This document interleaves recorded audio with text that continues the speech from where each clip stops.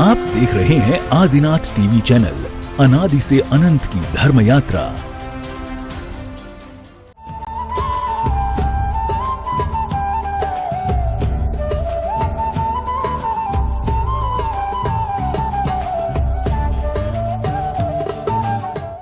इस कार्यक्रम के पुण्यार्जक हैं श्री कंवरलाल जी महावीर प्रसाद जी, पाटनी, मदनगंज, किशनगढ़, राजस्थान। भगवान ने मुनियों को छूट दे दी दूध लेने। दूध तो बछड़ों के लिए था, दूध तो बेटे संतान के लिए था, लेकिन कुछ दूध, यदि उस दूध में दोष होता तो जिनेंद्र ने इतनी चीजें मना कर दी, दूध भी मना कर देते।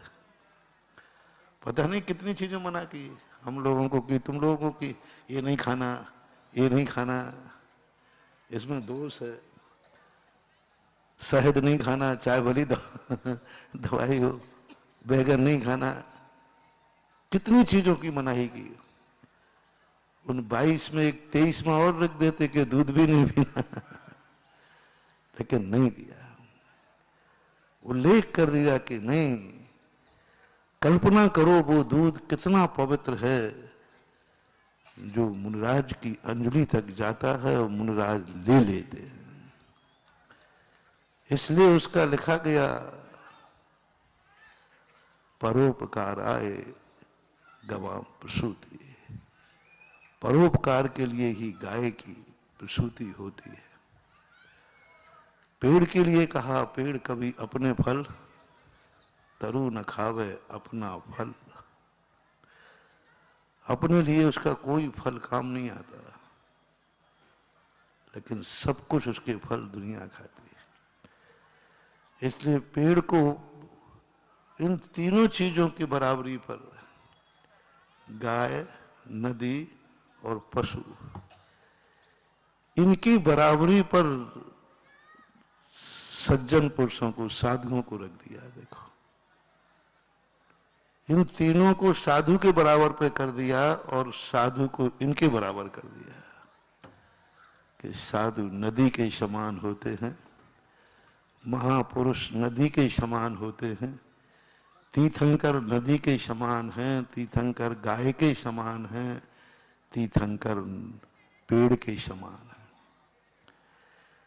इन्होंने भी जो कुछ भी दुनिया में जो कुछ भी पाया, दुनिया के लिए, इनके पूर्व भाव उठा के देखते हैं तो इनका सब कुछ दुनिया के लिए थे। ऐसे ही नहीं हम इनके मंदिर बना देते, ऐसे नहीं इनके मंदिर बनते। इन्होंने सारी दुनिया के लिए क्या क्या किया है, ये जब शास्त्रों में पढ़ते हैं तब रोंगटे खड़े हो जाते। क्या किया इन्होंने? इन्होंने ज्ञान प्राप्त करके क्या किया, दीक्षा प्राप्त करके क्या किया। पूज्यवर समंतभद्र महाराज ने जब तीर्थंकरों के उपकार की वर्णन की, हे भगवान आपने जगत के लिए ये कहा, आपने जगत के लिए मार्ग बताया, सब जगत जगत के लिए, सारे वर्णन सारी भक्तियों में इनके उपकारों से भर दिया आपने। अंत में पूरा श्लोक कहने के बाद अंत में आपने जगत के लिए ये किया। आप शास्ता थे, शास्त्री थे, आपके वचन हितोपदेशी थे, आप वचन हितोपदेशक थे, आत्मनिर्भर थे, ये नहीं कहा उन्होंने। एक दो स्थान पर थोड़ा सा आया, बाकी पूरे स्वयंभू स्त्रोत के अंदर, पूरे भक्तांबर के अंदर, सभी जगह तीर्थंकरों को परोपकार और उपकार का जो गुण उनमें होता है उसको प्रस्तुत किया गया। एक भी लक्षण ऐसे विशेष नहीं बनाए गए। उनके जितने भी अतिशय हुए, एक भी अतिशय में ऐसा नहीं है जो उनके स्वयं के लिए कुछ प्रतीक होता हो। जितने लक्षण तीर्थंकरों के हैं सबके परोपकार। इनकी उपमा ले डाले, वृक्ष की उपमा ले डाले। महापुरुष वृक्ष के समान होते हैं, वो एक गाना गाते हो तुम लोग चलते फिरते, किसी ने लिखा, वृक्ष की छाया वृक्ष के काम नहीं आती, उसे तो जीवन भर धूप में खड़े होकर दुनिया को छाया देना है। स्वयं धूप में रहता है और दुनिया को, ये होते हैं महापुरुष। और उनसे कितना भी लोग लेवे, आगे की पंक्ति बहुत अच्छी है, लोग कितने ही फल तोड़ें उसे तो फलते जाना है। लोग कितने ही फल तोड़ें, अगली साल एक एक फल तोड़ लेते हो गिन गिन करके, एक कैरी नहीं रहने देते। पत्थर मार मार करके कैरियां गिरा लेते हो। वो कहते भैया एक आध तो कोई कैरी हमारे लिए बचने दो, फिर भी वो नाराज नहीं होता, अगली साल फिर फल जाता है। कोई कितने ही फल तोड़े उसे तो फलते जाना है। ऐसे ही कुछ महापुरुष होते हैं जिनके जीवन की द्रव्य गुण पर्याय, कितने भी कुछ भी हो, दुनिया कैसी हो, उनको तो करुणा करते जाना है। दुनिया कैसी भी हो, उनका तो कल्याण करते जाना है। इसलिए पूजा की एक पंक्ति में भक्त ने कह दिया, मेरे अवगुण न चितारो प्रभु अपनो विरद निहारो। क्या बात। भगवान कहते हैं तू नहीं कहेगा तब भी मैं निहारूंगा, मेरे अवगुण की तरफ मत देखो। आपका स्वभाव तो पतित को पावन बनाना है, गिरे को उठाना है। मैं किस लिए गिरा हूं? शराब की बोतल पी के गिरा हूं, किसी अज्ञानता से गिरा हूं, ये मत देखो मैं क्यों गिरा हूं। आपका काम तो उठाना है तो आप तो उठा दीजिए।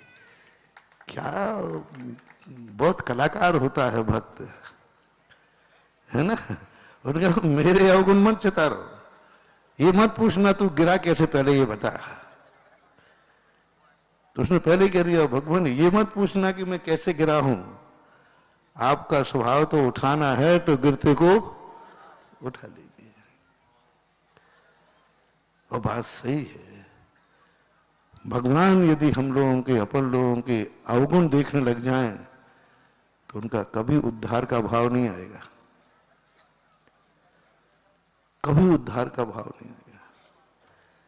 यदि तुच्छ जीवों की हम लोग अतीत भाव उठा के देखने लग जाए तो हमें किसी जीव को बचाने का भाव नहीं आएगा, क्योंकि अतीत में इतने खोटे होते हैं कि उनको बचाने की अपेक्षा मारने का भाव आएगा।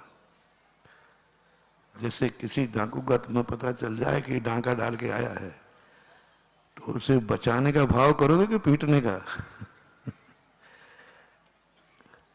लेकिन महावीर स्वामी ने, तीर्थंकरों ने कहा नहीं, दुनिया जैसी है वैसी रहने दो, उस तरफ मत देखो। तुम्हारा स्वभाव तो उनका उत्थान करना है, उत्थान करो। तो प्रकृति ने कुछ ऐसे लोगों को चुना जिन लोगों ने जगत के लिए, जगत के दोष नहीं देखे, जगत की कमियां नहीं देखी, फिर भी जगत के उद्धार के लिए उन्हें धूप में चलना पड़ा तो चल पड़े, कांटों पर चलना पड़ा तो चल पड़े। रास्ते नहीं थे। प्रकृति ने कहा रास्ते सबके लिए जरूरी नहीं होते। दो प्रकार के लोग होते। एक व्यक्तियों में इतनी योग्यता होती है उन्हें रास्तों की जरूरत नहीं पड़ती, जहां से वो चले जाते हैं वहीं से मंजिल का रास्ता बन जाता है अपने आप। ये गॉड गिफ्ट है, ये साधना, एक तपस्या है, ये सबको नहीं मिलती। पता नहीं ऐसा कैसे करते हैं वो, ऐसी क्या उनकी साधना होती है। स्वयं भुवा भूत हिते न भूतले। हे भगवान, आपको कोई रास्ता बताने वाला नहीं था, आपने कैसे रास्ता खोज लिया, कैसे कैसे मान लिया आपने। किसने कहा आपसे कि सम्यक दर्शन ज्ञान चारित्र मोक्ष का मार्ग है। उनके लिए गॉड गिफ्ट थी कि वो जहां भी कदम बढ़ाएंगे उनका कदम गलत दिशा पे नहीं जाएगा, वो सही दिशा पे ही जाएगा। तुक्का भी लगाएंगे तो भी, बिना विचारे चलेंगे तो भी, उनकी अपने आप ऐसी प्रकृति पड़ गई उनकी कि उनका कदम गलत दिशा की तरफ जाएगा ही नहीं। उनका पैर भी किसी जीव पे पड़ भी जाएगा तो वो मरेगा नहीं। उनके मुख से यदि अमावस्या को पूनम निकल गई तो पंचांग भी बदलेगा, चंद्रमा भी बदलेगा और अमावस्या को पूनम होना पड़ेगा। ये उनको गॉड गिफ्ट है। होती है कुछ लोगों की गॉड गिफ्ट है, जिस कारण से उनको ऐसी मिले। कुछ नहीं, उनका असमीक्ष कुछ हो ही नहीं सकता। आप कुछ विचार करते नहीं। समंत्र भद्र महाराज कहते, हे भगवान, आप कोई विचार करते नहीं, आप कुछ सोचते नहीं, फिर भी आपसे कुछ गलत नहीं होता। संसारी प्राणी तो बिना विचारे कुछ भी करे उससे गलत हो ही जाता है। गलत क्यों हो गया? बोले मैंने विचार नहीं किया। लेकिन भगवान, आप भी बिना विचारे, आप भी कुछ भी विचार नहीं करते, लेकिन आपसे कभी गलत नहीं होता। ये गॉड गिफ्ट जिनको मिल जाती है, आज उनके संबंध में कुछ चर्चा की जा रही है। आज उनके मंदिर की चर्चा की जा रही है। आज उनके लिए तीर्थ स्थापित होते हैं। उनके लिए आज तीर्थ में बैठाला जा रहा है। उनके संबंध में कुछ हमारे जिंदगी में समझना है। हमारी जिंदगी में वो नसीब नहीं है।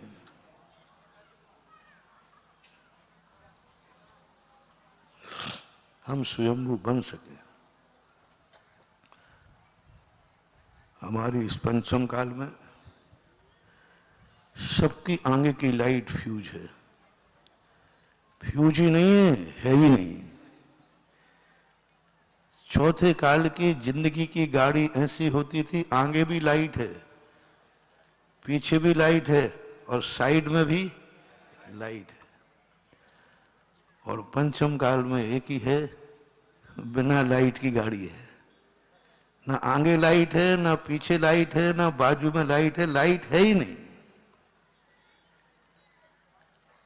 अब स्थिति ऐसी बन जाए, घनघोर जंगल है, संसार घनघोर है और लाइट है नहीं।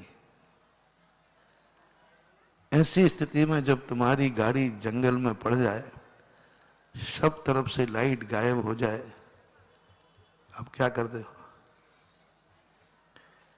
इंतजार करते हो कोई लाइट वाली गाड़ी आ जाए। तो लाइट गाड़ी वाली गाड़ी के आगे नहीं चल रहा। लाइट वाली गाड़ी आए, जब वो आगे निकल जाए तो उसकी लाल लाइट के आज से, वो लाइट तुम्हारे लिए नहीं लगाई थी, उसने तुम टकरा ना जाओ इसलिए लगाई थी, लेकिन तुम्हें वो जो खतरे की लाइट थी उसी के पीछे गाड़ी डाल देते हैं और सीधे पहुंच जाते हैं। कोई कटनी, कोई आगरा, कोई बॉम्बे चले जाते हैं। एक सहारा है, लाइट नहीं है, लेकिन आगे वाले की लाइट से भी कई बार रास्ता तय होता है कि नहीं होता है। अपन पंचम काल के जीव वही हैं जिनका ना आगे लाइट है, ना पीछे लाइट है, ना बाजू में लाइट है, और घनघोर अंधेरा है, जंगल है।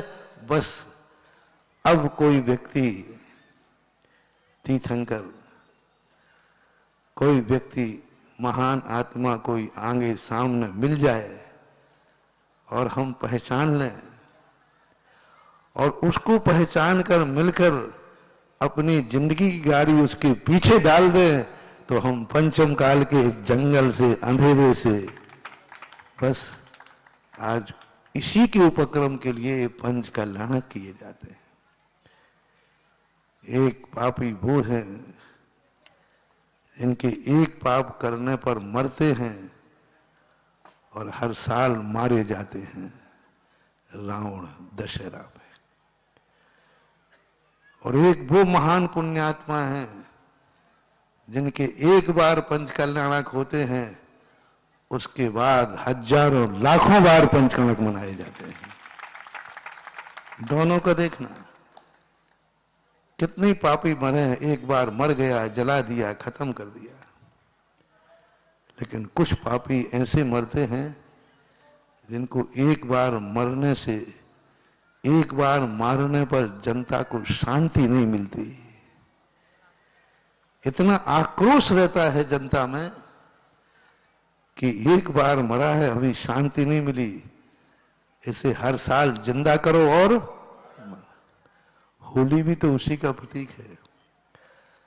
अरे जली होगी होलिका, एक बार हो गई, घटना घट गई, लेकिन उसके प्रति लोगों में इतना आक्रोश है, इतना आक्रोश है कि हर साल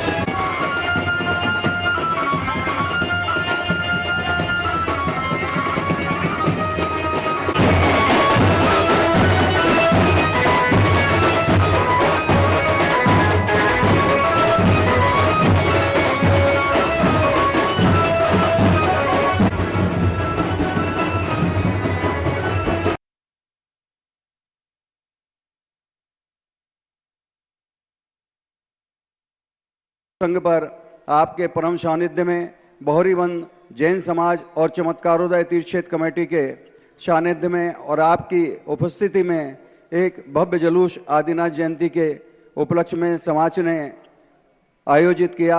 आपका परम सानिध्य प्राप्त हुआ। पूरी समाज आपके प्रति हृदय से आभार व्यक्त करती है।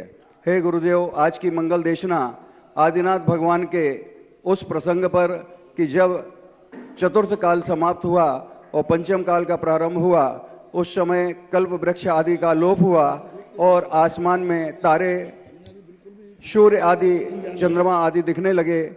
ये प्रसंग को देखकर सारी जगह प्रजा व्याकुल हो गई और आदिनाथ भगवान के नाभि राय जी के पास पहुंची कि हे भगवान, ये क्या हो रहा है। ऐसे सब बातों का समाधान करते हुए आदिनाथ भगवान ने आदि के प्रारंभ में जो असी कृषि वाणिज्य का उपदेश देते हुए दोनों मार्गों को प्रशस्त किया, मोक्ष मार्गों को भी प्रशस्त किया और गृहस्थ में जीवन यापन कैसे करें जीव, उसका भी उपदेश दिया। ऐसे भगवान की आदिनाथ जयंती के इस प्रसंग पर आपके चरणों में पूरी सभा की ओर से और चैनल के समक्ष बैठे हुए समस्त धर्म प्रेमी जनता की ओर से अनंत कोटि नमोस्तु पूर्वक आज की मंगल देशना के लिए आपके चरणों में अनंत कोटि नमोस्तु नमोस्तु नमोस्तु चुल्लक तरह के चरणों में इच्छामि इच्छामि इच्छामि नमोस्तु भगवान। ओम नमः सिद्धेभ्यः। जय श्री ओम नमः सिद्धेभ्यः। सर्वमंगल मांगल्यं सर्वकल्याणकारकं प्रधानं सर्वधर्माणां जैनं जयतु शासनं। पंच परमेष्टि भगवान की आचार्य श्री गुरुवर कुंद महाराज की, आचार्य श्री गुरुवर विद्यासागर महाराज की।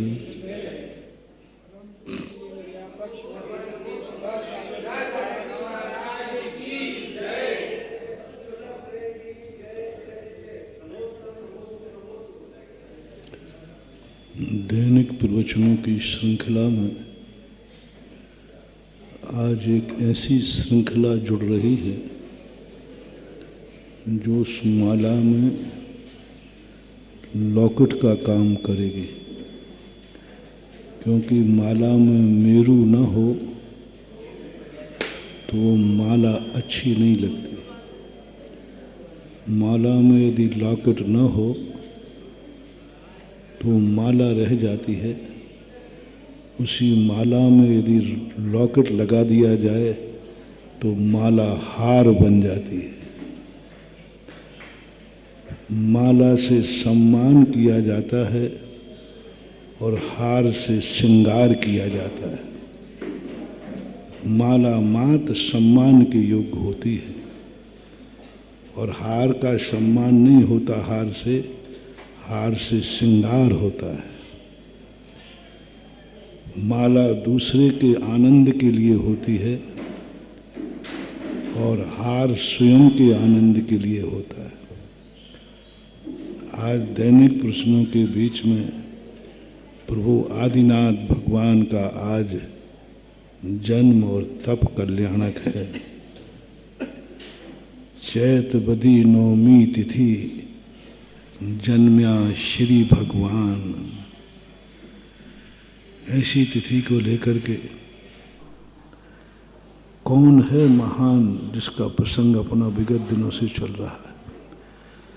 अपन उस दौड़ में लगे हैं कि हम दुनिया को अपनी मुट्ठी में कैसे समेटें, दुनिया के हम मालिक कैसे बने। हम उस दिन सुखी हो जाएंगे जिस दिन सब कुछ हमारे पास होगा।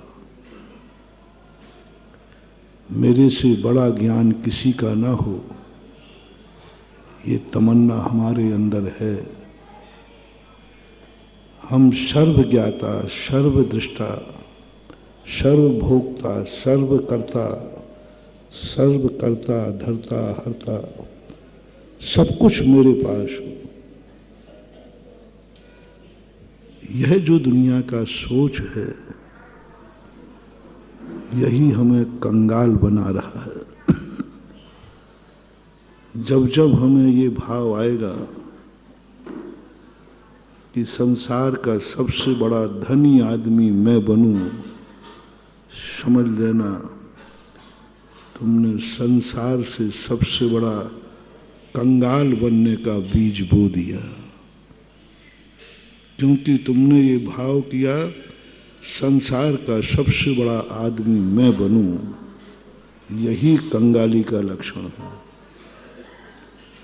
सबसे बड़ा संसार का सुखी मैं बनूं, यही दुख की खेती है।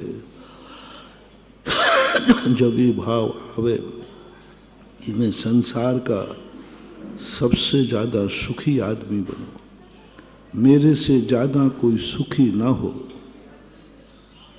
समझ लेना आप संसार के सबसे बड़े दुखी आदमी एक दिन नजर आएंगे।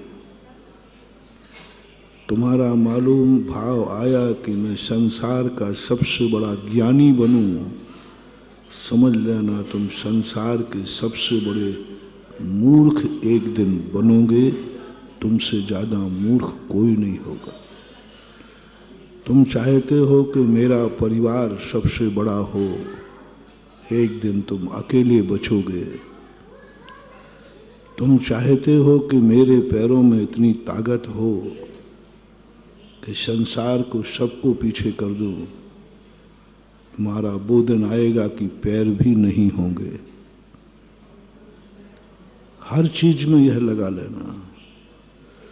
तुम संसार से आगे दौड़ना चाहते हो, तुम संसार को पीछे करना चाहते हो।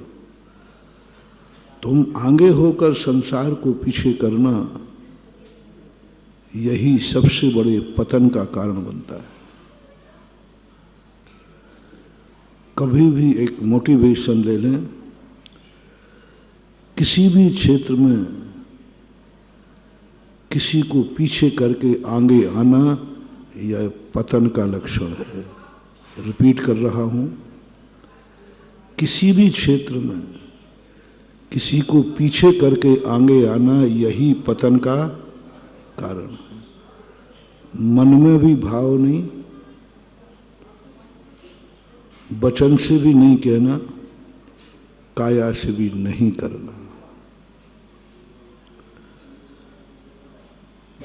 जिन जिन को ये हुए भाव, मैं संसार के सबसे ऊंचा जाके बैठूं, तुम्हारा आसन संसार से सबसे नीचे रहेगा।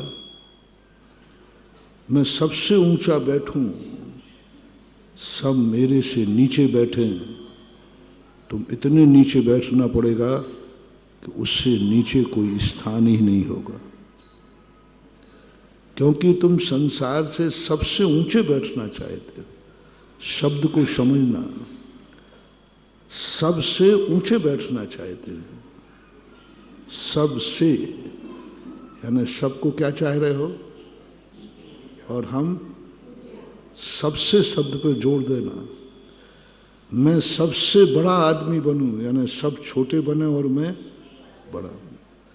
मेरी आंखें सबसे अच्छी हों, यानी सब अंधे हों। मेरे कान सबसे अच्छे हों, यानी सबके बहरे हों। सबसे शब्द खतरनाक है। और हमारे आनंद जब ही आता है जब हम सबसे अच्छे हों। अच्छे होने में आनंद नहीं है। किसमें आनंद है? सबसे अच्छा।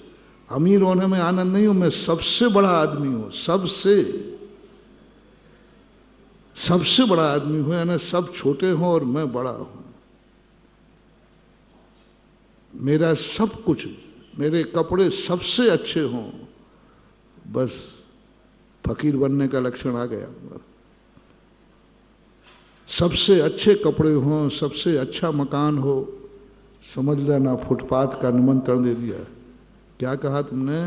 मेरा मकान सबसे अच्छा हो। बस अब तैयारी करो फुटपाथ पे सोने की। मेरी गाड़ी सबसे अच्छी हो, पैदल चलना सीख लो, क्योंकि साइकिल भी नसीब क्योंकि तुमने कहा ना सबसे अच्छी गाड़ी मेरी हो। अब इस शब्द कहाँ कहाँ लग सकता है वहां वहां लगा लो। हम भी लगा ले रहे अपने अच्छा, क्योंकि तुम्हें कहते हैं तो थोड़ा तो महाराज जी आज, तो इसलिए मैं शामिल हो जाता हूं तो मैं साता पड़ जाती है। मैं सबसे अच्छा प्रवचन करूं, समझ लेना मैं प्रवचन के लायक ही नहीं रहूंगा। मेरा प्रवचन खत्म होना शुरू हो जाएगा। मेरा ऐसा ज्ञानावरणी कर्म का बंद हो जाएगा, क्योंकि मेरे मन में क्या भाव आया, अच्छा प्रवचन करने का नहीं लगा। कोई बात चिंता मत करो, ये प्रकृति के नियम चाहे महाराज हो चाहे गृहस्थ हो लागू। सबसे अच्छा प्रवचन हो मेरा, यही बुद्धू बनने का कारण है। प्रवचन देने लायक ही नहीं रहो। मैं सबसे अच्छा व्रत पालूं, व्रत ही नहीं पाल पाऊं। मेरा ज्ञान सबसे अच्छा हो, ज्ञान खत्म। हर चीज में, यहां तक कि तुमने कहा मेरा चश्मा अच्छा हो, बस तुमने रतौंधी को दे दिया, अंधे बनोगे वो चश्मा मिलेगा ही नहीं, नंबर ही नहीं लगेगा कोई। डॉक्टर कहते कि साहब आपकी ज्योति इतनी कमजोर है कि इतने नंबर का कोई चश्मा, क्योंकि तुमने क्या कहा, मेरा चश्मा, मूल पॉइंट को ध्यान दो, मेरा चश्मा सबसे अच्छा हो।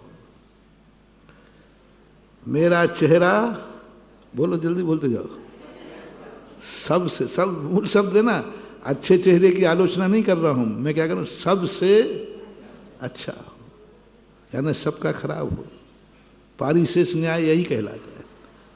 कहने की जरूरत नहीं है, सबसे अच्छा हो।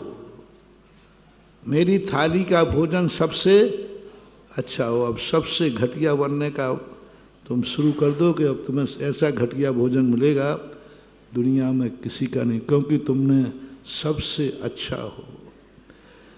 मेरा बेटा सबसे अच्छा हो। अब सावधान हो जाओ, सबसे घटिया बेटा मिलने वाला, सबसे अच्छा बेटा हो।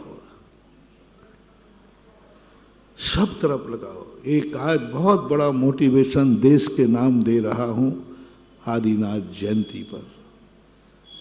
अच्छा बनना बुरा नहीं है, बड़ा बनना बुरा नहीं है, ज्ञानी बनना बुरा नहीं है, लेकिन सबसे शब्द हटाना है।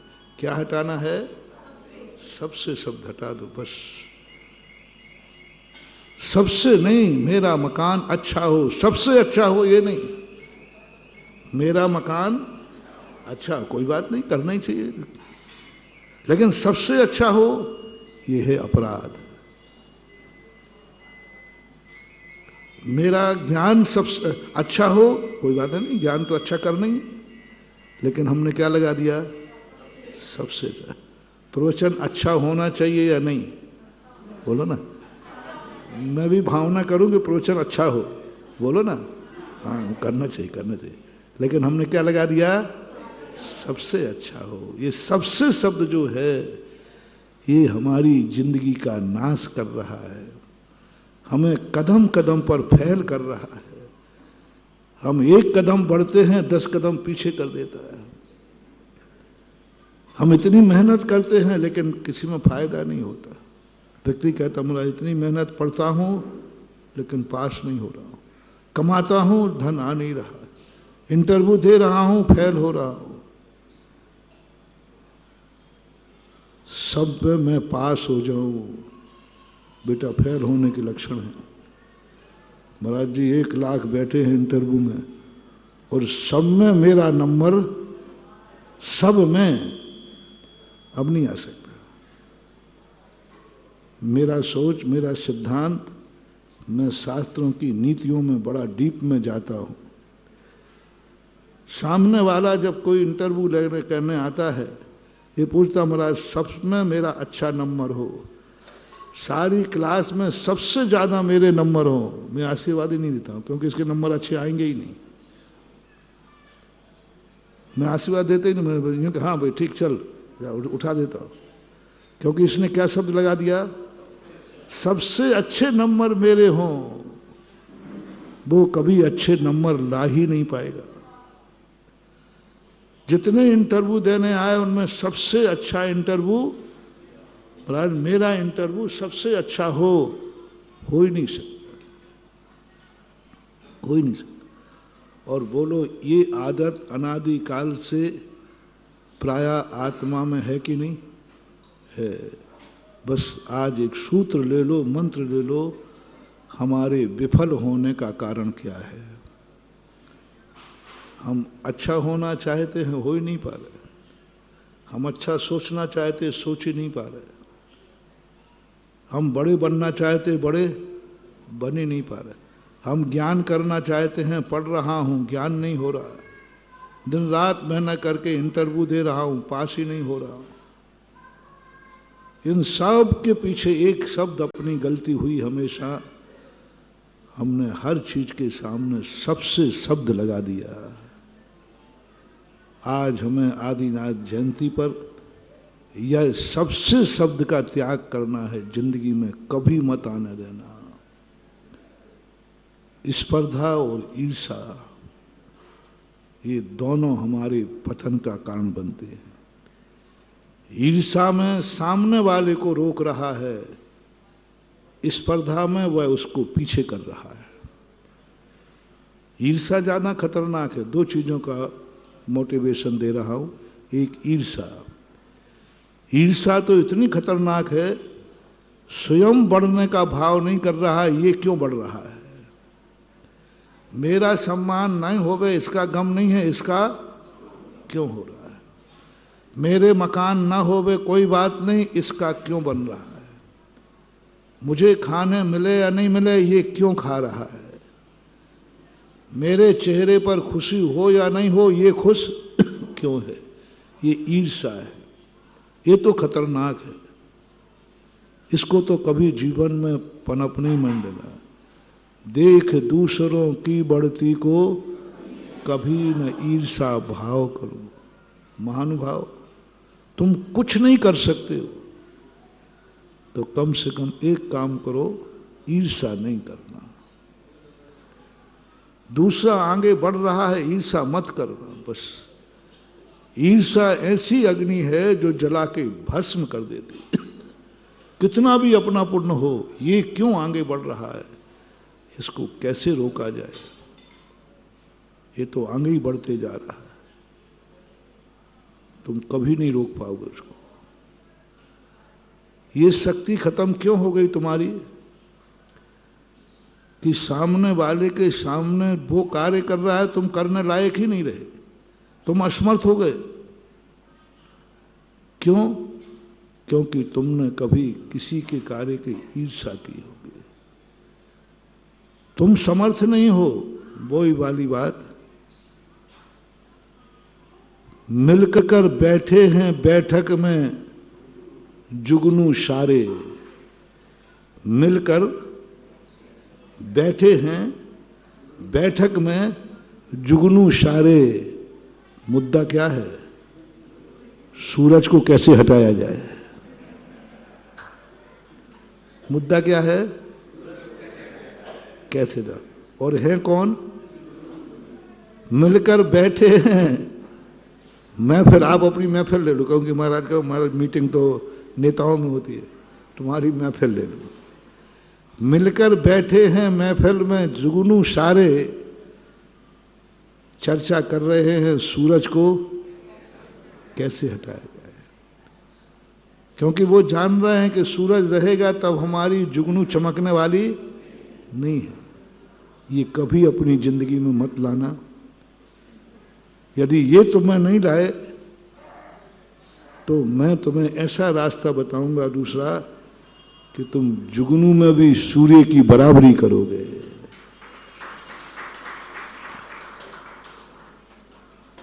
तुम्हारी स्थिति बहुत आगे बढ़ जाएगी। तुम जुगनू बनो, कोई बात नहीं, तुम जुगनू हो इसका गम मत करना। इसका विकल्प नहीं करना कि मैं जुगनू हूं। बस एक विकल्प छोड़ दो, मैं सूरज को कभी हटाने का भाव नहीं करूंगा। क्योंकि सूरज कितनों का उपकार कर रहा है। लो सूरज डूबता है लो सूरज डूबता है, संभालो ये देश, संभालो ये अंधकार। तुम सूरज को हटाना चाहते हो तो सूरज सुन कहता है क्यों इतनी मेहनत कर रहे हो, लो मैं ही हटा जाता हूं। सूरज कहता है लो मैं हटा जाता हूं, संभालो इस जगत के अंधकार को जुगनुओं। अब क्या करोगे? सूरज हटाना से वो हट गया, अब सारे संसार की जुगनियां मिलकर के अंधकार हटा देंगे।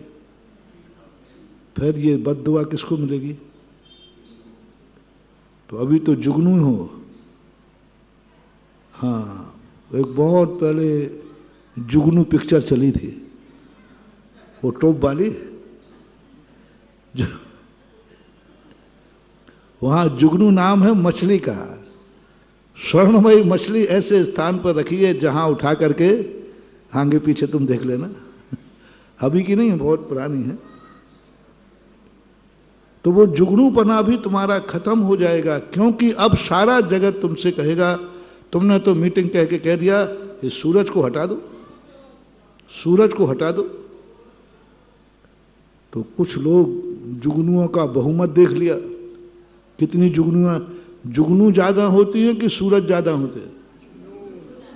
तो कुछ लोग जुगनुओं की संख्या देखकर, कई लोग होते हैं जो सत्य को नहीं पकड़ते, भीड़ को पकड़ते हैं, सत्य को नहीं पकड़ करके बहुमत को पकड़ते। तो उन्होंने कहा जुगनुआ तो जो देखो वही कह रहा, हाँ सूरज को हटा दो, सूरज को हटा दो।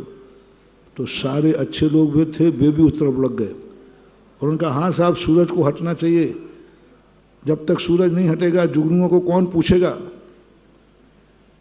कई लोग बच्चे लोग कहते हैं महाराज जी एक प्रस्ताव पास करो, एक कमेटियों में बूढ़े लोग नहीं आना चाहिए, इनको हटाओ तब तो हम बच्चों को, ऐसा ही कई बार सोचते हैं। सूरज जब तक रहेगा हमारी कोई पूछ नहीं होने वाली, कौन पूछेगा हमें? सूरज को जब उल्हावना दिया गया, राणा उदय सिंह के समय पर मीरा के घर में थे, राजा उदय सिंह का वही परिवार माना जाता। उनकी एक रानी थी, वो राज्य को सलाहकार थी, मंत्री थी।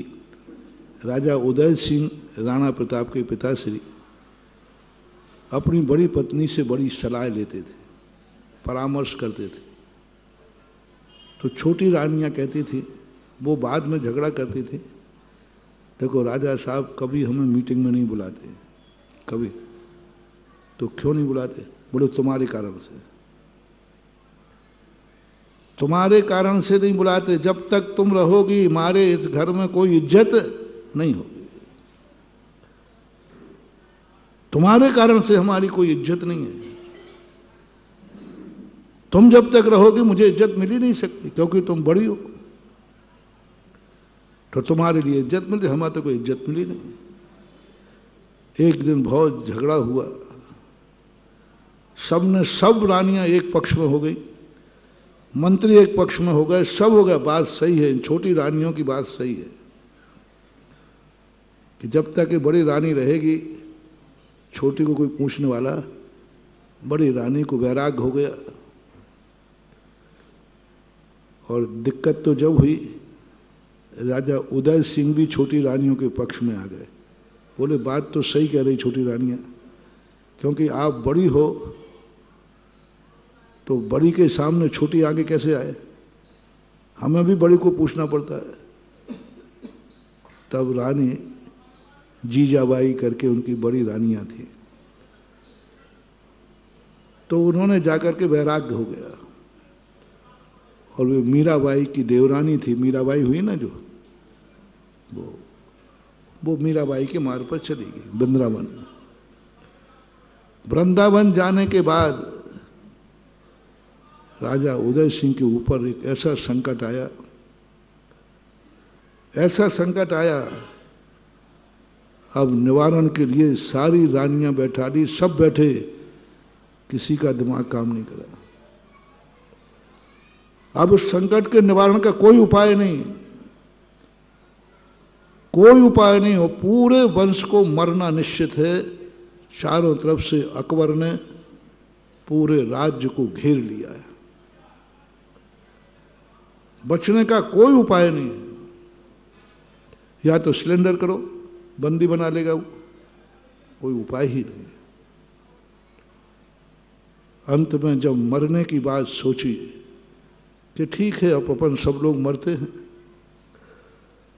उस समय एक नीतिकार थे वहां, उन्होंने कहा देखो एक उपाय है, आज यदि बड़ी रानी शाह होती तो कोई ना कोई रास्ता निकालती है। वह दौड़ा हुआ वहां गया। अब सारी रानियों के दिमाग काम नहीं कर रहे, वे सब घबरा गए। उन्होंने कहा साहब मैं क्या कर सकती हूं, मैंने तो सब घर बार राजपाट छोड़ दिया है, मैं तो वृंदावन में रहने लगी हूं। अंत में उन्होंने कहा सवाल राज का है, राष्ट्र का है, प्रजा का है, आन का है, मान का है। जब उस नीतिकार ने समझाया तब वो मान करके राज दरबार में आई और 5 मिनट में ऐसा रास्ता दिखाया, सारा परिवार सुरक्षित बचा लिया और स्वयं भी बच गए। तो महानुभाव, यदि आपको ऐसा महसूस हो कभी कि मैं जुगनू हूं और जब तक सूर्य रहेगा मेरी कोई इज्जत, कभी हो तुम्हें ऐसा, बहुत बड़ा मोटिवेशन मानो।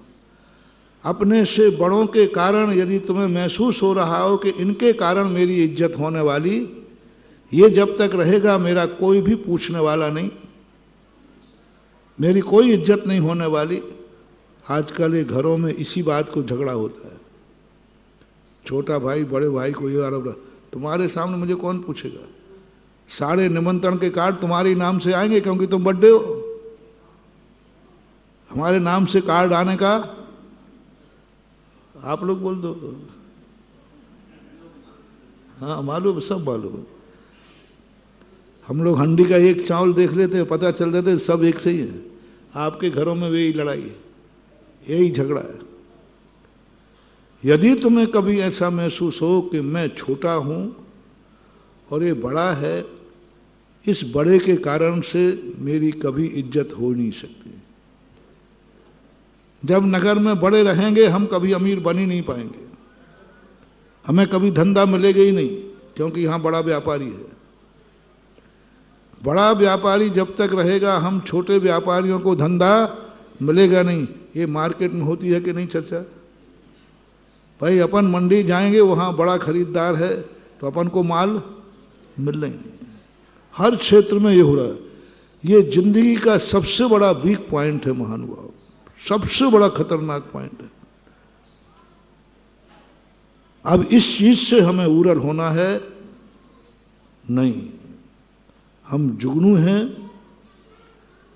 लेकिन हम कभी सूरज को हटाने का भाव नहीं करेंगे, क्योंकि सूरज हटने के बाद जब रात आएगी तब दुनिया को क्या जवाब दोगे। सारी जुगनुओं बताओ, रात आ गई, अब दुनिया कह रही है सूरज को तो हटा दिया तुम्हारे कहने से, सूरज तो चला भी गया, हटा के अब वो तो बेचारा ही चल गया। कभी सब जब सब बहुमत हो गया तो अब यहां रुकने से क्या फायदा है। बहुमत किनका हो गया था, तो इज्जत वाला व्यक्ति स्वयं खिसक जाता है, क्योंकि क्या फायदा, सूरज डूब गया। अब अंधेरा आ गया, सारी जनता अंधेरे में बैठी है, सारी जनता चिल्ला रही है समस्या का समाधान करो। सारी जुगनुआ मिलकर समाधान करो। जो सूर्य को हटाने का भाव कर रही थी वो जवाब दो। अंधकार हटाओ, सो वो बस की बात। कितनी जुगनुआ मिलकर के अंधेरा हटा देंगे, बोलो ना। जुगनू चमक सकती है, अंधेरे को नहीं हटा सकती। रिपीट करो, जुगनू चमक सकती है, अंधेरे को नहीं हटा सकती। अपन जुगनू हैं। यदि कभी हमें और आपको ये महसूस हो तो महानुभाव हमेशा ये ध्यान रखना, हम जुगनू हैं, चमक सकते हैं लेकिन प्रकाश नहीं दे सकते। एक चंद्रमा, सारे तारागण कहते हैं कि जब ये चंद्रमा निकलता है हमारा अस्तित्व खो जाता है, कोई मुझे नहीं जानता। चंद्रमा कहता है लो मैं अमावस्या तुम्हें दिए देता हूं, लो एक दिन मैं निकलूंगा। क्योंकि जब चंद्रमा निकलता है तो तारे अपन को नहीं दिखते, तारों को ईर्ष्या होती है कि हमारी कोई पूछी नहीं इस चंद्रमा के कारण। तो चंद्रमा कहता है एक दिन मैं तुम्हें देता हूं, अमावस्या के दिन मैं नहीं निकलूंगा। बोलो सारे तारागण, सबसे ज्यादा तारा किस दिन दिखते हैं और सबसे ज्यादा अंधेरा? अपन तारागण हैं। 66,975 कोड़ा कोड़ी तारे हैं, एक चंद्रमा के हैं। ये वो चंद्रमा बहुत सारे हैं, 132 चंद्रमा है, 2.5 द्वीप के 132 चंद्रमा हैं। एक चंद्रमा के 66,975 कोड़ा कोड़ी तारे हैं एक चंद्रमा के साथ। जो काम एक चंद्रमा कर सकता है वो 66,975 कोड़ा कोड़ी तारे भी, लेकिन सबने मिलकर हटा दिया। अब जवाब मांग रही है दुनिया कि हे तारागणों अंधेरा हटाओ। हटा नहीं पाओगे अब, या फिर जवाब दो चंद्रमा को क्यों हटाया। जब तुम्हारे बस की बात नहीं थी, यदि किसी को हटाना है तो उसका बराबरी वाला बन के हटाना। पहले उसके गुण सीखो कि ये चंद्रमा ये बड़ा आदमी क्यों है, गुण सीखो। वे सारे गुण अपने में लाओ, फिर हटाओगे तो जनता तुम्हारे लिए कुछ नहीं कहेगी। बोले कोई बात नहीं, वो हट गया ये आ गया, और पूजा करवाना है। तो जिसको तुम हटाना चाहते हो उसमें जितने गुण हैं उससे तुम अधिक गुण लाओ, सारी जनता तुम्हारी जय जयकार करेगी। फिर क्या कहेगी, अच्छा रहा वो हट गया, देखो उससे भी ज्यादा तेज मुझे मिल गया। दो बातें, या तो बराबरी के बन जाओ, किसी को हटाने के बाद वहां जो समस्याएं आएंगी उन समस्याओं का तुम समाधान करना। वहां जो अंधेरा आएगा उसको हटाने की हिम्मत रखना। वहां जो लोगों के प्रश्न आएंगे उनके जवाब देने की हिम्मत करना। तो फिर तुम्हें 1% में दूसरे को हटाने का अधिकार मिल जाएगा। और सर्वाधिकार चाहिए है तो जिसको हटाना है उससे अधिक शक्ति तुम्हारे पास, उससे अधिक शक्ति। तो लोग ये कहेंगे अच्छा रहा वो हट गया, उससे बड़ा आदमी मुझे मिल गया।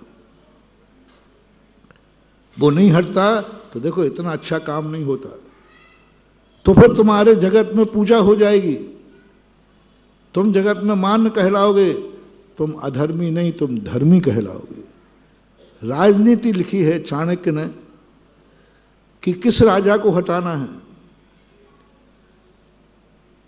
क्या तुम उस राजा से अच्छे राजा हो? क्या प्रजा ये महसूस करेगी अच्छा रहा वो राजा हट गया, ये राजा आ गया, देखो चारों तरफ शांति शांति हो गई। तो तुम पहले देख लो कि मैं इस राजा से अच्छा राजा हूं, मैं इससे अच्छा कार्य कर सकता हूं, तो फिर दूसरे को हटाने का भाव करना, अन्यथा तुम अभिशाप के भागीदार बनोगे। तो एक बात। दूसरी बात, स्पर्धा की चर्चा मैं कर रहा था। महाराज ईर्ष्या नहीं करूंगा, स्पर्धा तो करूंगा नहीं। स्पर्धा करने से हमारा डाउनफॉल चालू हो जाएगा। जो हमारे पास ताकत है ये भी हम खो देंगे। अभी हम चमक रहे हैं, चमकना अभी बंद, हम जुगनू भी नहीं रहेंगे, क्योंकि हमने सूरज से स्पर्धा की है। हमने सूरज से स्पर्धा की है। हमने कहा कि मैं सूरज से ज्यादा चमकूं, तुम जुगनू भी नहीं रह पाओगे। कभी भी पुण्य आत्मा के, बड़ी आत्मा के उसको पीछे करने का प्रयास मत करना। उससे आगे मैं निकलूं, ये शब्द है अपना मूल।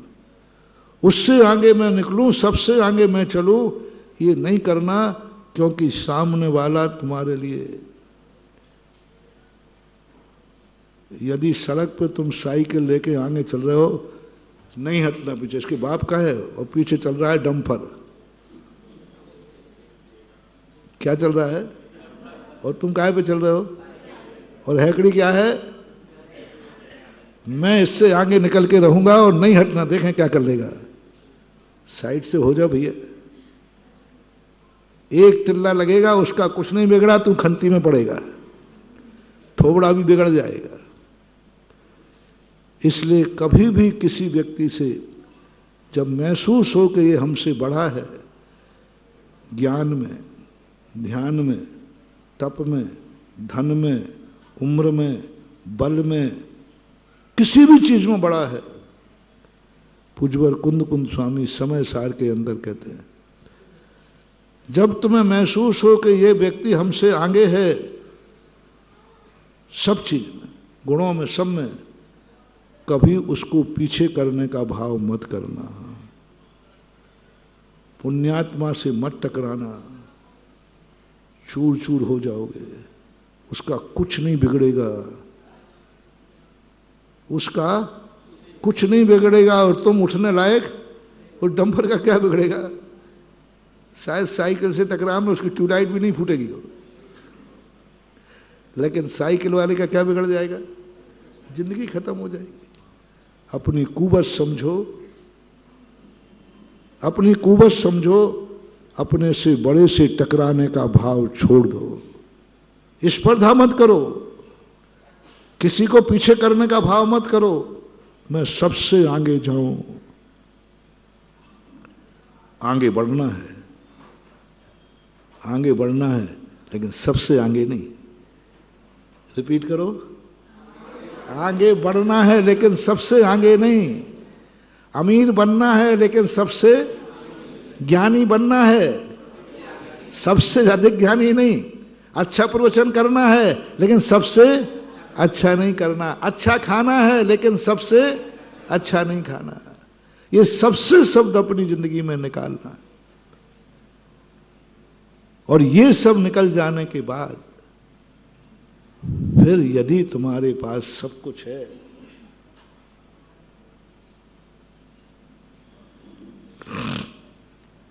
तो भी तुम महान नहीं बन पाओगे, तो भी तुम्हारा डाउनफॉल आ जाएगा। तो भी तुम सावधान रहना, क्योंकि तुम सबसे आगे हो। किसी भी दिन भीड़ तुम्हें कुचल देगी।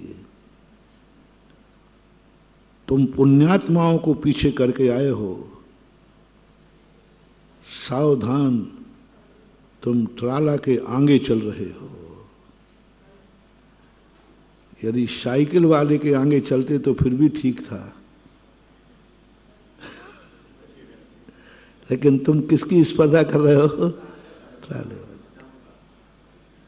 हम सबसे बड़े बनना चाहते हैं, नहीं बन पाओगे। अब इस समय जो हम प्रसंग करना चाहते हैं, अभी दैनिक प्रवचनों की श्रृंखला में आज का, तुम कितने सुखी हो प्रशंसनीय नहीं हो, तुम कितने बड़े हो प्रशंसनीय नहीं है। सब कुछ तुम्हारे पास है, ये महानता का लक्षण नहीं है। अब महानता किसे लक्षण कहते हैं? तुम सुखी हो। 5-6 दिन से अपना यही प्रवचन चल रहा है। तुम सुखी हो, तुम्हारे पास सब कुछ है। अहंकार में मत जाना, अहंकार में मत जाना। तुम्हारे सुखी आंसू में बदलते देर नहीं लगना है। हंसते हंसते सोओगे, रोते रोते उठोगे। अमीर बन के सोओगे, गरीब बन के उठोगे।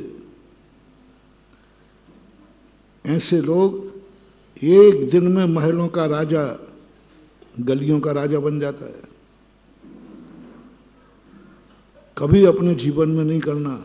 अब महान बनना है। ये सवाल ये नहीं है कि तुम सुखी हो, सवाल यह है तुमसे कितने लोग सुखी हैं। सूत्र बनाओ। आज आदिनाथ जयंती अपन ने क्यों मनाई? क्यों है ये महान? क्यों बनाते हैं इनके मंदिर? क्यों करते हैं अपन इनकी पूजा? आज लाखों करोड़ों सागरों पर्यंत हो गए, असंख्यातों वर्ष हो रहे और आज उनकी जय जयकार मना रहे। इसी प्रकार महानुभाव पापी को ध्यान रखना। ये कितना बड़ा पापी है, इससे तुम अपने आप को पापी मत मानना। तुमने कितना बड़ा पाप किया है, तुम कितने बड़े पापी हो, तुम कितने गंदे आदमी हो, अपने आप को खतरा मत समझना। तुम कितने बड़े पापी बने रहना, कितने गंदे बन जाना, मैं तुम्हें निकाल लूंगा, मैं तुम्हें रास्ता बता दूंगा। पापियों के उद्धार का रास्ता जैन दर्शन में है। बस एक ध्यान रखना, तुम्हारे पाप से, तुम्हारे पापी होने से कितने पापी हो रहे हैं, तुम्हारे दुखी होने से कितने दुखी हो रहे हैं, तुम्हारे गलत रास्ते पे चलने से कितने गलत रास्ते पे चल जाएंगे। बस अब हमारे पास कोई रास्ता नहीं है। तुम पापी हो, मैं बचा लूंगा, लेकिन तुम्हारे पाप से दूसरा भी पापी हो रहा है, अब नहीं बचोगे। तुम्हारे पाप के कारण से दूसरा पापी हो रहा है, तुम्हारे गलत रास्ते चलने से दूसरे भी गलत रास्ते पर चल जाएंगे। तुम्हें गलत रास्ते पे जाना है तो पहले पीछे देखो, वो भीड़ तुम्हारे पीछे तो नहीं आएगी, उसका सारा से तुम्हारे ऊपर लगेगा। और अच्छे लोग भी तो नहीं आएंगे। जैसे मैंने कहा था ना कि रावण का दशहरा, दुनिया एक बार मरती है, जला के फ्री हो जाते हैं। रावण को हर साल क्यों जलाया? कि रावण पापी था इसलिए? नहीं नहीं, पापी तो रावण जैसे बहुत सारे हैं, लेकिन उसका सबसे बड़ा पाप था कि उसके पाप की खोट ऐसे पुण्यात्मा को पापी बना रही थी जो जगत का पवित्र था। बस ये पाप था। जो जगत माता थी, जो जगत पूज्य थी, जो पवित्र थी, वो अपनी पाप की नीति से किसको पापी बना रही थी? उसकी नीति। अपने जीवन में बुरे भाव आवे, पाप भाव आए, तो बस ये देख लेना, तुम्हारे पाप से कोई पवित्र तो पापी नहीं हो जाएगा। मंदिर में क्यों मना करते हैं? वही भाव तुम घर में करते हो।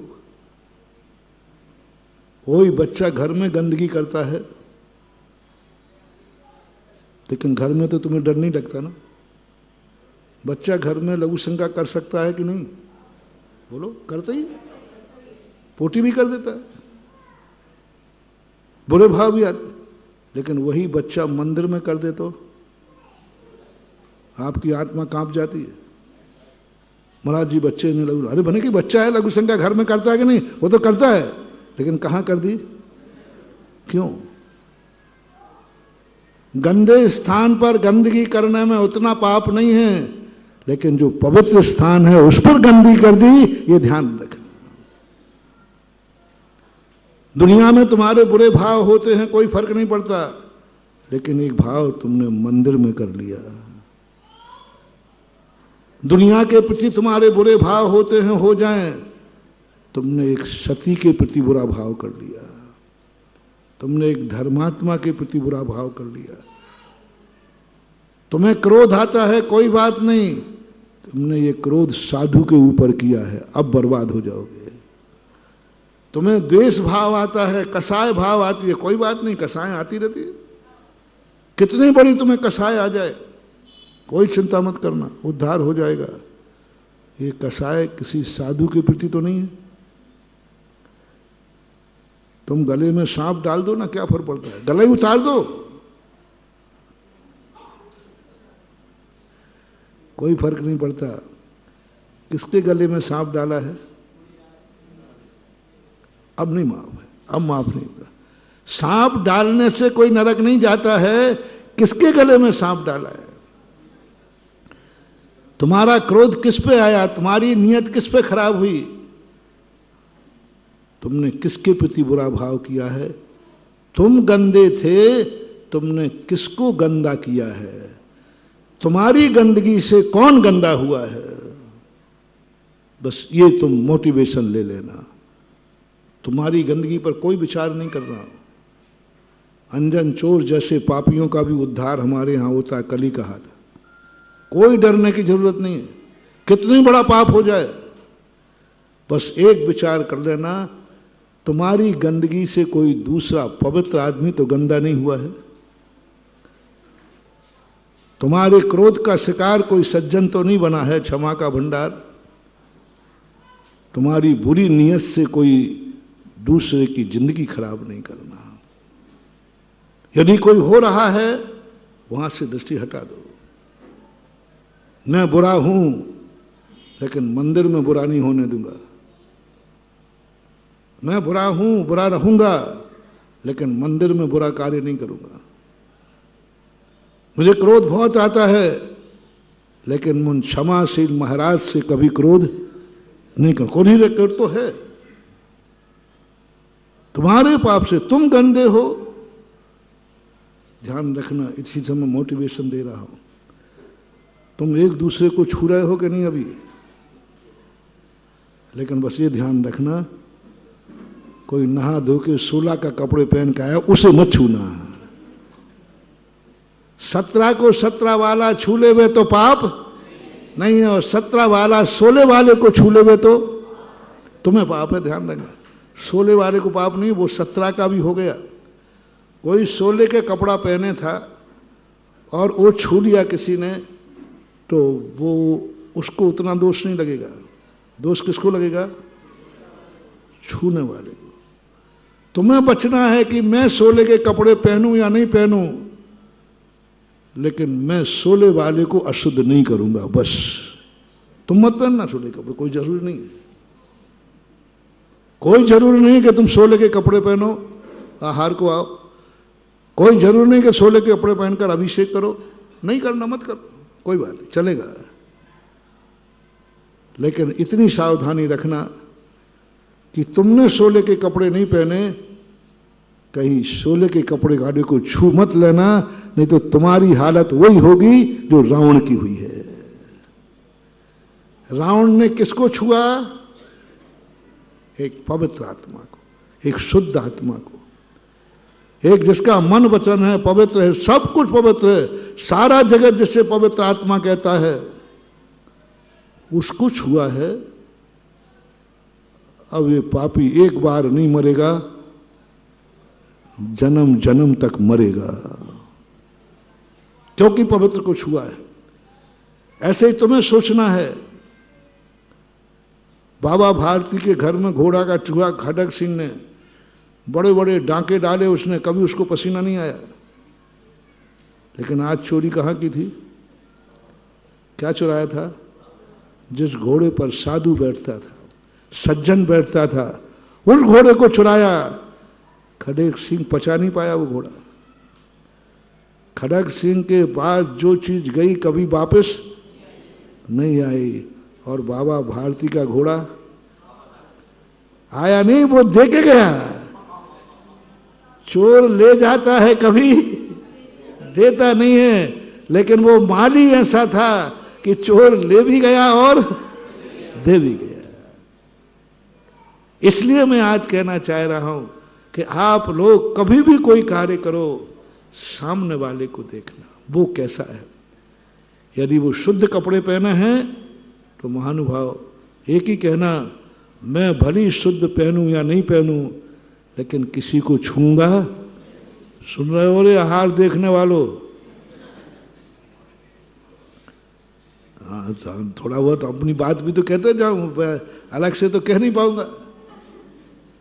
आहार देखने तुम गए हो अशुद्ध कपड़े पहनने के लिए, पहन करके आहार देखने मिले या न मिले, लेकिन कहीं ऐसा ना हो जाए कि तुम्हारे द्वारा जो 16 के कपड़े पहन के गया है उसको मत छू लेना, नहीं तो तुम्हारी सजा रावण के समान हो जाएगी। वो बड़ा रावण था, तुम छोटे रावण हो। प्रक्रिया तो एक ही है, क्योंकि उसने भी 16 वाली नारी को छुआ था, तुमने 16 वाले कपड़े को छुआ है, तो तुम छोटे रावण बनोगे। वो ये गलती नहीं करना। नहीं, मुझे महाराज के हार दिखे या नहीं दिखे, लेकिन मैं 16 वाले को, मैं भली शुद्ध हूं, खाऊं या नहीं खाऊं, लेकिन महाराज को तो अशुद्ध नहीं दूंगा। मैं 16 में नहीं खाता हूं, आप लोग, लेकिन एक नियम लेना, मैं तो 16 का नहीं खाता हूं, लेकिन महाराज को कभी अशुद्ध नहीं करूंगा। उस चौके को, साधु को अशुद्धि में नहीं खिलाऊंगा, चाहे भली मैं अशुद्धि में खाने में उतना पाप नहीं है जितना कि अशुद्धि में शुद्ध आत्मा को खिलाने में पाप है, खिलाने का पाप। तो इस संबंध में अपने सारी मन में, वचन में, काय में लगा लो कि हम कितने भी गंदे हों, हम दूसरे को गंदा नहीं करते, और जो दूसरे को गंदा करता है वो सबसे बड़ा पापी है। इसको लौट लाओ, अपन पुण्य आत्मा में आए। तुम कितने अच्छे आदमी हो, तुम कितने महान हो, तुम कितने सुखी हो, कोई फर्क नहीं पड़ता, कोई फर्क नहीं पड़ता। भगवान बनना है तो एक बताओ, तुम कितने सुखी हो इससे मतलब नहीं, तुमसे कितने सुखी हैं। तुम धनवान हो इससे मतलब नहीं, तुमसे कितने लोग धनवान बने हैं।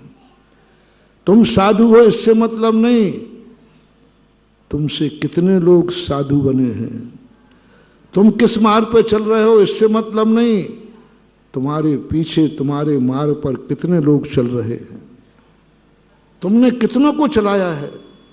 तुम जहां से निकले उसके बाद कितनों का रास्ता साफ हुआ है। तुम अकेले निकले, उसके बाद हमें मंजिल मिले या नहीं मिले, हमें मंजिल का रास्ता बनाना आना चाहिए।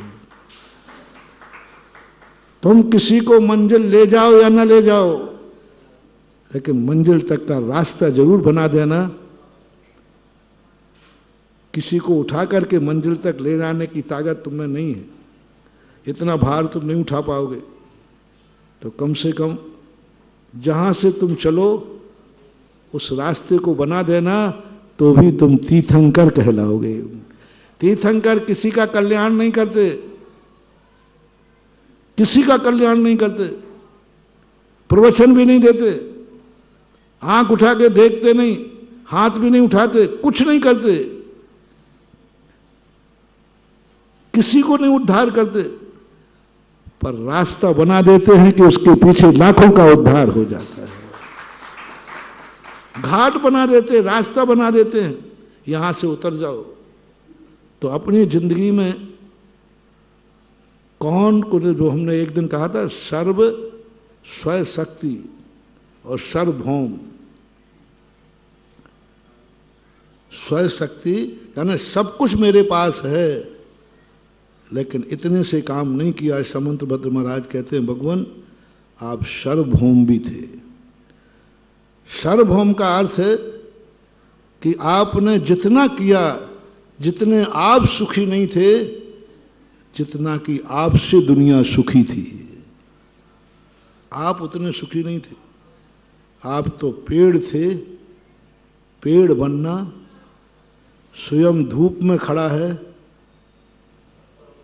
लेकिन दुनिया को छाया दे रहा है, दुनिया को छाया दे रहा है। ये महान आत्माएं हमेशा दुख में खड़ी रही और दुनिया को छाया दी। इनका ये काम था ही नहीं, ये अपने आत्मा का कल्याण करते। लेकिन ऋषभदेव ने, इनके घर में सब कुछ था, इनको खेती करने की जरूरत नहीं थी, इनको ज्ञान की जरूरत नहीं थी, कुछ भी जरूरत नहीं थी। इनके घर में कल्पवृक्ष थे, इनको अपने परिवार के लिए भी करने की जरूरत नहीं थी, कल्पवृक्ष से काम चल रहा था। और स्वयं के लिए तो जरूरत थी नहीं, क्योंकि देवताओं से भोजन हो रहा था। क्या लेना देना दुनिया से? कितना विकल्प किया ऋषभदेव ने। ऋषभदेव ने किंचित मात्र भी अपने लिए कुछ नहीं किया, और अपनों के लिए नहीं किया, परिवार के लिए कुछ नहीं किया, क्योंकि सब परिवार पुण्यात्मा जीव थे। सब परिवार तीर्थंकरों के परिवार में कोई तीर्थंकर के भरोसे नहीं रहता। ऐसे पाप नहीं बन सकते जो बेटा के भरोसे रहे। तुम्हारी तो सारी जिंदगी किसके भरोसे? एक दूसरे के। बाप किसके भरोसे है बुढ़ापे में? बेटा बहू। इसलिए ब्लैकमेलिंग करती हैं तुम्हारे, क्योंकि तुम्हें मालूम है कि तुम मेरे भरोसे हो। जाओगे कहाँ बुढ़े? बहू इसलिए 17 सुनाती है, देखो ऐसा मत, अरे कहाँ जाएगा बुढ़ा, है कौन ठिकाना उसका? थोड़ा हाँ कह दिया करो। अरे बहू तो छोड़ो, बेटा भी 2 सुना देता है, डरता नहीं, बाप है, स्वाभिमानी है। और कहीं निकल गया घर से तो बेटा भी कहता है जाएगा कहाँ बुढ़ा, तो वो भी जम के सुनाता है। क्या गजब की चीज है जब बेटा बहू तुम्हारी मजबूरी का लाभ उठा करके और तुम्हें ब्लैकमेलिंग करें, और उनके मन में भाव है कि कहाँ जाएगा, और चला भी जाएगा तो हमारा क्या बिगड़ेगा, इसी का बिगड़ेगा। ब्लैकमेलिंग कब होती है? माँ बाप को तुम कब ठुकराते हो? जब तुम दोनों को पता चल गया मम्मी पापा नाराज भी हो जाएंगे तो। बोल दो क्या बिगड़ने वाला? अब दुकान पे बैठने लायक तो रहा नहीं वो, कमाने लायक वो रहा नहीं, और बसियत हमारे नाम हो ही गई है।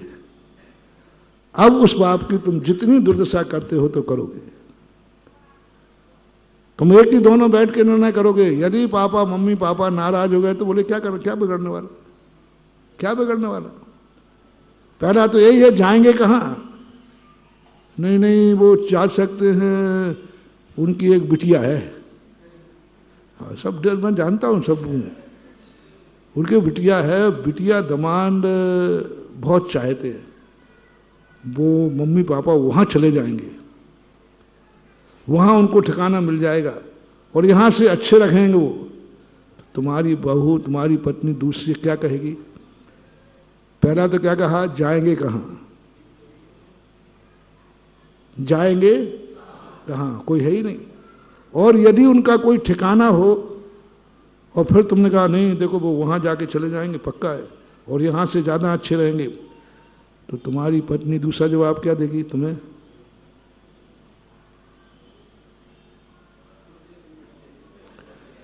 चले भी जाएंगे तो देख क्या बिगड़ने वाला है? मान लो वहां रह भी जाएं तो तुम्हें कौन सा उनसे म्यारी का मूड़ा उठवाना है? काम के क्या है वो? चले जाएं, आप अपेक्षा करोगे। प्रकृति ने कहा तीर्थंकर के बाप को ऐसा मत बनाना। क्या पता तीर्थंकर की पत्नी ये लाभ उठा ले, बूढ़े हो गए हैं, किस काम के हैं? तीर्थंकर के बाप कहते बेटा तू भली तीर्थंकर है, तू भली तेरी पूंछ है, लेकिन मैं इतना पुण्य लेके आया हूं कि तेरे भरोसे मेरा बुढ़ापा नहीं निकलेगा, तेरे भरोसे मेरा बुढ़ापा नहीं निकलेगा। तीर्थंकर के माता पिता स्वयं इतने सक्षम होते हैं, जिंदगी में कभी भी बेटे के कंधे पर अर्थी नहीं जाती तीर्थंकर के पिता की। इतना पुण्य लेके आते। कहीं ऐसा ना हो जाए बेटा मेरी अर्थी उठाए और कहे बाप अर्थी उठाने तो और कहीं काम आऊं नहीं, अर्थी तो मैं ही उठाऊंगा, कम से कम अंतिम दाग तो नहीं। तीर्थंकर का पुण्य पिता का पुण्य होता है, बेटा मैं ऐसी उम्र लेके आया हूं कि मैं तेरे कंधे पर मेरी अर्थी भी नहीं जाएगी। आज तक किसी तीर्थंकर के माता पिता कभी तीर्थंकर के कंधे पर नहीं गए। तीर्थंकर के माता पिता अपने बेटे के कंधे पर नहीं जाते। तीर्थंकर के माता पिता का बुढ़ापा नहीं आता है कि माँ बेटे बहू के आश्रित रहना पड़े। एक चीज की भी जरूरत नहीं पड़ती किसी भी तीर्थंकर का। हमने सब तीर्थंकरों का उठा लिया, कोई माता पिता सब बहुत अच्छे रहते। ये पुण्य है। आखिर कम पुण्यात्मा है क्या? तीर्थंकर का बाप है रे। किसका बाप है? तो पुण्य तो उसका है ही। तो ऋषभ देव को अपने माँ बाप के लिए कुछ नहीं करना पड़ा, परिवार के लिए नहीं करना पड़ा और स्वयं के लिए भी कुछ नहीं करना पड़ा, क्योंकि उनकी व्यवस्था कहां से हो रही थी सब चीजों की? स्वर्गों से। देवता कर रहे थे। फिर क्यों आदिनाथ भगवान अमर हुए? इस कार्यक्रम के पुण्यार्जक थे श्री कंवरलाल जी महावीर प्रसाद जी पाटनी, मदनगंज, किशनगढ़, राजस्थान।